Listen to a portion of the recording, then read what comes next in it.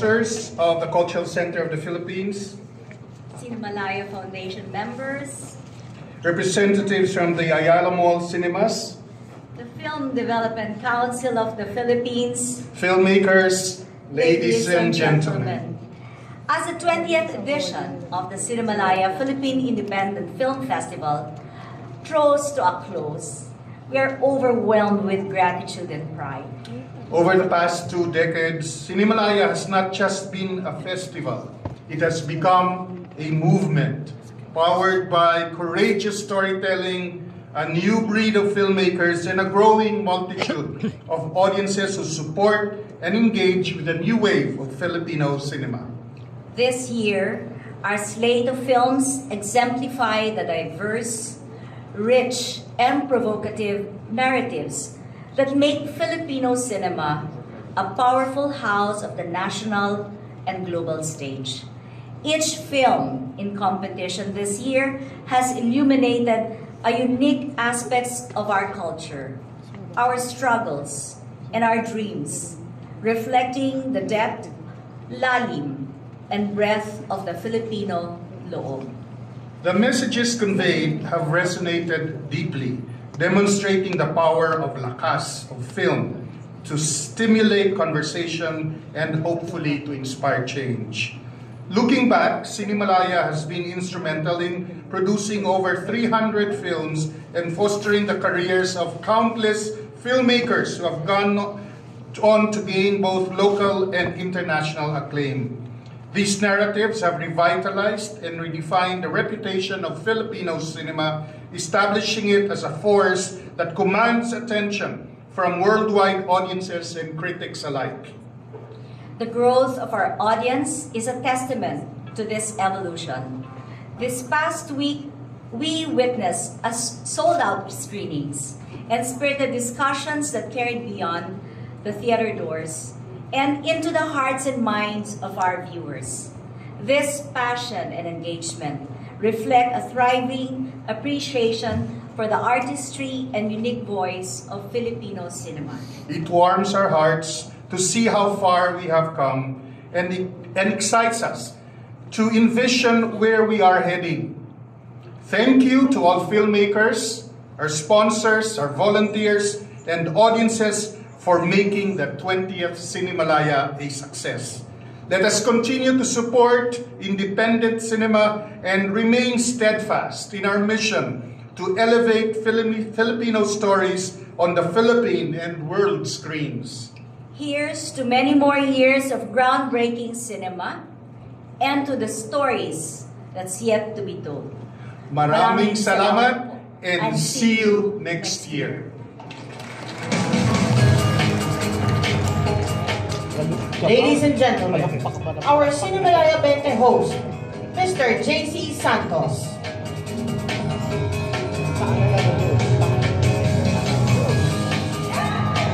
Magandang gabi po sa ating lahat and welcome to the Cinemalaya 20 Awards Night. Before we start, we would like to acknowledge our performers for tonight. Singers CJ Camino and Princess Vertudazo, techno-violinist Mr. Julius Jake Gakang, and the dance group Buganda. Palakpakan po natin sila.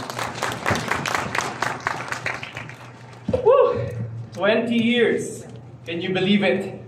So many familiar faces here tonight, from year 1 to 20. Yes. So good to be in the presence of a lot of great artists here tonight.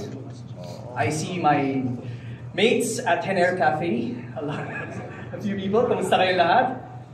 And I am so honored to be your host for tonight.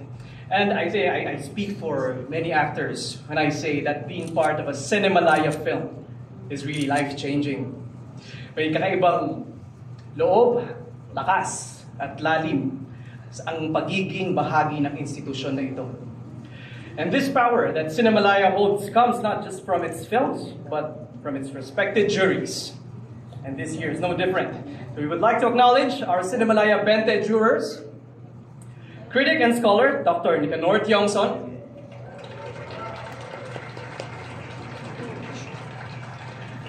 world-renowned actress, Ms. Dolly De Leon, Berlinale film curator, Mr. Nicola Marzano.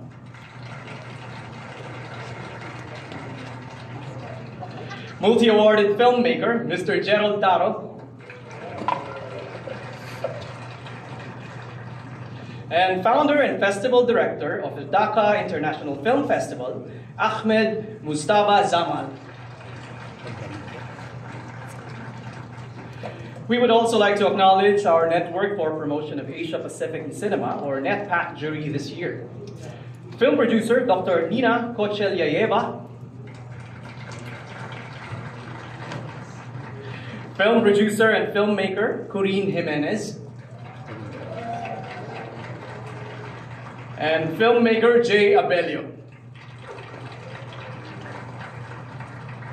Thank you very much to our jurors this year. I'm sure it wasn't easy. It wasn't an easy job to choose the winners from this year's 10 full-length films and 10 short films. Kaya naman, huwag na nating patagalin. Let's start with our awards.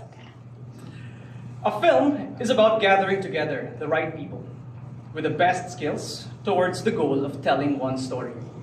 Maraming bumubuo ng isang kwento at sila ang gusto nating parangalan ngayong gabi. So we kick off tonight with our Audience Choice Award. To announce the Audience Choice Award for the short film, please welcome to the stage Cinemalaya 2023 awardee for Best Screenplay, as well as NETPAC awardee and Audience Choice awardee, Director Arvin Bellarmino. To present the award, our NETPAC juror, Corinne Jimenez, and Cinemalaya Deputy Festival Director, Ms. Tess Rances. The winner of the Audience Choice Award for short film will receive a certificate and 50,000 pesos in cash.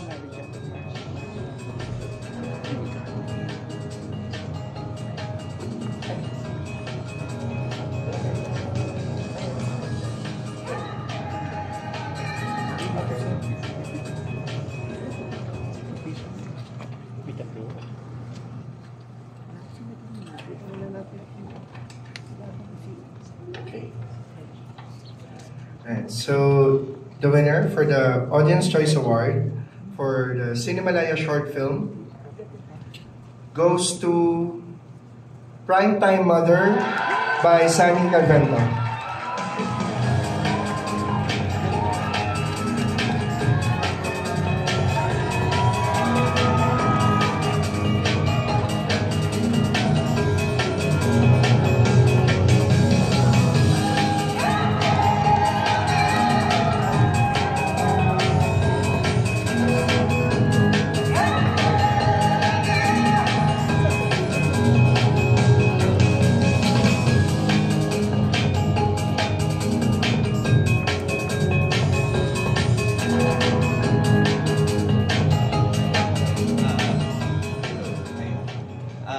Maraming salamat po sa lahat po ng nanood ng short films.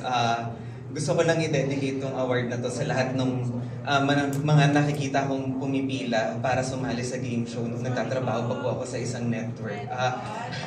Para po sa kanila to, sana nabigyan namin ng justice yung kwento nila, at maraming salamat sa Cinemalaya sa pagbibigay ng platform para sa aming mga independent filmmakers. At sa lahat ng bumubuo ng Primetime Mother, salamat, maraming salamat. Thank you.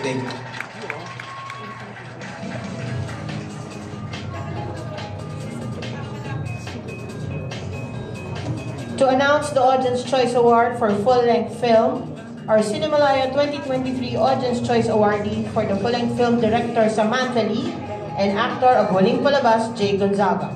Presenting the award are NETPAC juror Corinne Jimenez and Cinemalaya Deputy Festival Director, Ms. Tess Frances. The winner of this award will receive a certificate and 75,000 pesos from the Cultural Center of the Philippines. The Audience Choice Award for the full-length feature film goes to Gulay Lang Manong, Maldisi Amparado.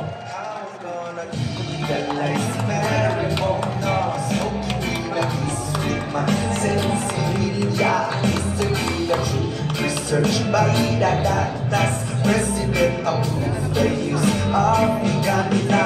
How I'm gonna legalize marijuana, smoking in a peace with my sensibility.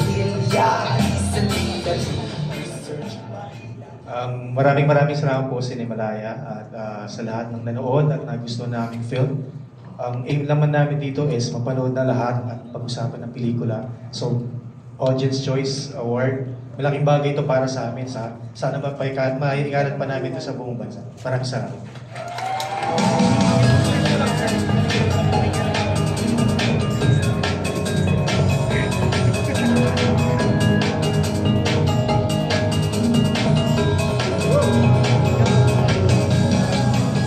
Congratulations, Direct BC and Direct Sunny.